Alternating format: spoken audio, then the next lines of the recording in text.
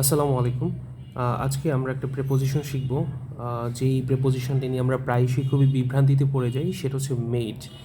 অর্থাৎ মেড শব্দটির সাথে কখন আমরা আসলে অফ ব্যবহার করব, কখন ফ্রম ব্যবহার করব, সেটি নিয়ে আমরা একটু ছোট্ট করে আলোচনা করব। তো প্রথমে আমরা দেখতে পাচ্ছি মেড অফ প্লাস ম্যাটেরিয়াল, আবার এখানে মেড ফ্রম প্লাস ম্যাটেরিয়াল। অর্থাৎ দুই ক্ষেত্রেই ম্যাটেরিয়াল ব্যবহৃত হলে কখনো অফ ব্যবহৃত হতে পারে, কখনো ফ্রমও ব্যবহৃত হতে পারে। তো সেই ক্ষেত্রে বেসিক ডিফারেন্সটা কি আমরা একটু দেখে নিই।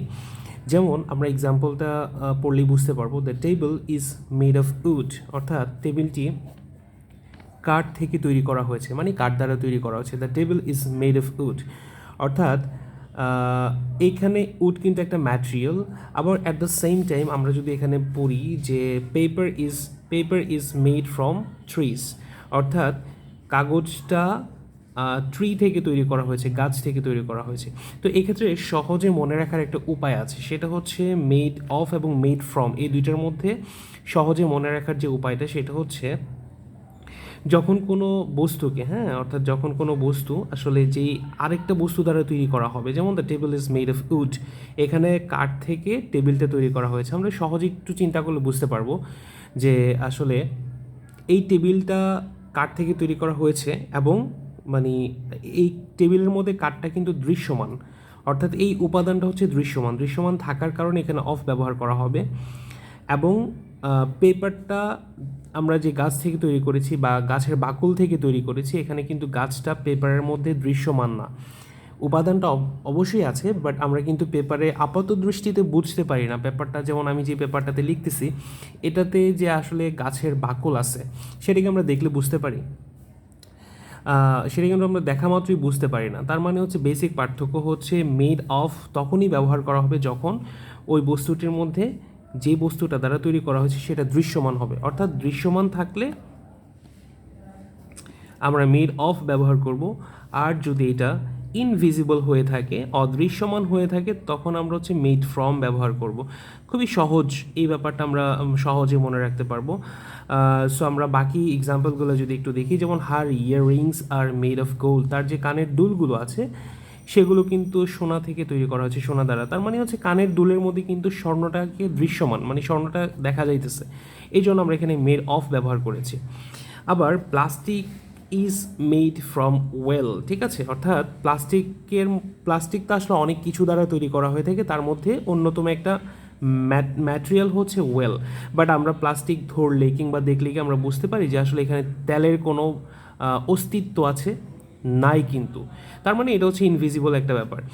তার মানে হচ্ছে মেড অফ এবং মেড ফ্রম এই দুইটার মধ্যে বেসিক পার্থক্য হচ্ছে আমরা যেই জিনিসটা তৈরি করা হয়ে থাকে, যেই উপাদান দ্বারা তৈরি করা হয়ে থাকে, সেই উপাদানটা যদি দৃশ্যমান হয়ে থাকে তাহলে আমরা এখানে মেড অফ ব্যবহার করব, আর যদি সেটা অদৃশ্যমান হয়ে থাকে তাহলে সেখানে আমরা ফ্রম ব্যবহার করব।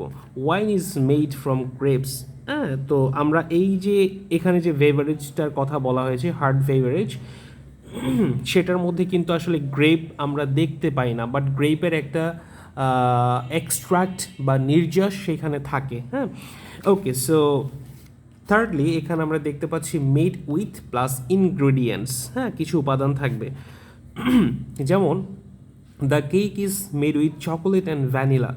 অর্থাৎ এই কেকটাকে তৈরি করা হয়েছে চকোলেট এবং ভ্যানিলা দিয়ে। এখানে চকোলেট এবং ভ্যানিলা হচ্ছে একটা উপাদান, অর্থাৎ কেকের একটা উপাদান, ইনগ্রিডিয়েন্ট, ঠিক আছে।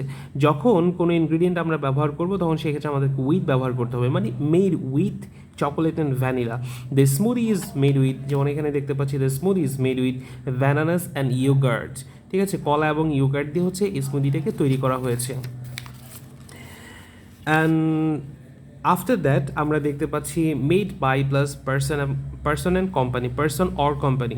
এটা খুবই পরিচিত একটা ব্যাপার, যেমন this dress was made by my mother.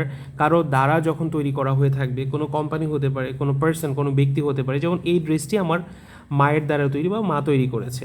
The phone was made by Samsung, এই ফোনটি স্যামসাং তৈরি করেছে। অ্যান্ড ফাইনালি খুবই পরিচিত একটা ব্যাপার, যেখানে হচ্ছে আমরা আমাদের বিভিন্ন ক্লদিংসে হচ্ছে লেখা দেখে থাকি না, লেখা থাকে, বা বিভিন্ন অ্যাক্সেসরিজে লেখা থাকে made in Bangladesh, made in Vietnam, made in Pakistan. So এই যে ব্যাপারগুলো দেখেন, made in plus place plus or country, অর্থাৎ my watch was made in Japan, যখন কোনো একটা দেশ তৈরি করবে, কোনো একটা দেশ কোনো কিছু তৈরি করবে বা কোনো একটা জায়গা থেকে সেটা সৃষ্ট হবে, সেক্ষেত্রে আমরা মেড ইন ব্যবহার করতে পারি। তো my watch was made in Japan, the shoes are made in Italy. হ্যাঁ, দিস ইজ দ্য ফ্যাক্টর। আশা করি প্রত্যেকে বুঝতে পেরেছো। আল্লাহ হাফিজ।